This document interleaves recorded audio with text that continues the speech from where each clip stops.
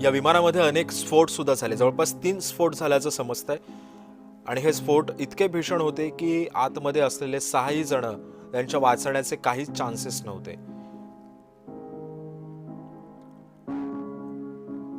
आणि या स्फोटामध्ये विमानामध्ये असलेले मृतदेह पूर्णपणे जळाले आणि त्यांची ओळख पटवणं हे फार कठीण बनून गेलं. आताही आपण ही दृश्य पाहतोय, कशा पद्धतीनं हे सीसीटीव्ही आता समोर आलेलं आहे, कशा पद्धतीनं हे विमान कोसळलं हे आपण दृश्यांमधून पाहतोय. हे सीसीटीव्ही फुटेज आहे आणि या विमानाचा केवढा मोठा ब्लास्ट झालाय हे सुद्धा आपण आता दृश्यांमधून पाहतोय. उपमुख्यमंत्री अजित पवारांना घेऊन जाणारं विमान जेव्हा कोसळलं तेव्हाची ही दृश्य आहेत. सीसीटीव्ही फुटेज आता समोर आलेलं आहे. हे विमान जेव्हा कोसळलं तेव्हा एक मोठा स्फोट झाला आणि सर्वत्र धूर पसरलेला होता. आपण पाहतोय, पुन्हा एकदा हे दृश्य आपण पाहूयात, कशा पद्धतीनं हे विमान कोसळलं आणि त्यानंतर हा मोठा भीषण स्फोट झालेला आहे. 8:46 हा स्फोट झाला. 8:46 2 सेकंदांनी हा स्फोट झाला. हे विमान जेव्हा जमिनीवरती आदळलं तेव्हा भीषण असा स्फोट झाला. आपण ह्या दृश्यांमध्ये पाहतोय, वेळ सुद्धा दिसते आपल्याला. 8:46 2 सेकंदांनी हे विमान जमिनीवरती आदळलं आणि त्यानंतर एक मोठा स्फोट झाला.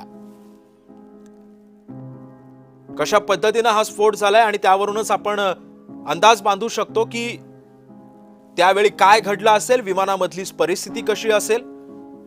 कारण आजूबाजूच्या ठिकाणी राहणाऱ्या लोकांनी सुद्धा या संदर्भातली माहिती जेव्हा दिली तेव्हा एक भला मोठा स्फोट झाला. 2 ते 3 वेळा स्फोट या विमानांचे झाले आणि त्यानंतर जेव्हा हे कळालं तेव्हा सर्वांनीच या घटनास्थळाकडे धाव घेतली आणि त्यानंतर या विमानामध्ये कोण होतं हे जेव्हा आसपासच्या लोकांना कळालं तेव्हा त्यांच्याही पायाखालची जमीन सरकली. खरं तर मृतदेहांची ओळख पटवणं हे फारच कठीण होतं, मात्र अजित पवारांच्या हातामध्ये असलेलं घड्याळ हीच त्यांची शेवटची ओळख पटू शकली. 8:46 आणि 2 सेकंदांनी हा अपघात झाला आणि महाराष्ट्राला नको होतं तेच घडलं. राज्याचे उपमुख्यमंत्री अजित पवार यांचं दुर्दैवी या अपघातामध्ये निधन झालं.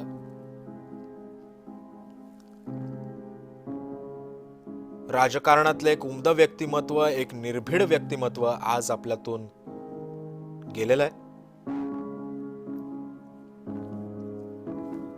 शरद पवारांनंतर जर पहाटेपासून काम करण्याची कुणाला सवय असेल तर तो नेता म्हणजे उपमुख्यमंत्री अजित अनंतराव पवार.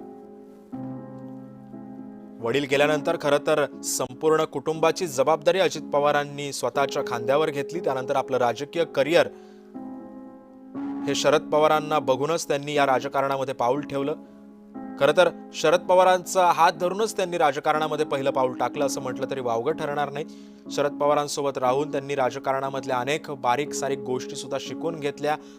तळागाळापर्यंत पोहोचलेला नेता, तळागाळापर्यंत ओळख असलेला नेता आणि तळागाळापर्यंत काम करणारा नेता, अशी छाप सबंध महाराष्ट्रभर अजितदादांची पसरली. ही सीसीटीव्ही फुटेज आपण पाहतोय, कशा पद्धतीनं विमान कोसळलं होतं. 8:46 आणि 2 सेकंदांनी हे विमान जमिनीवरती आदळलं आणि मोठा भीषण स्फोट झाला.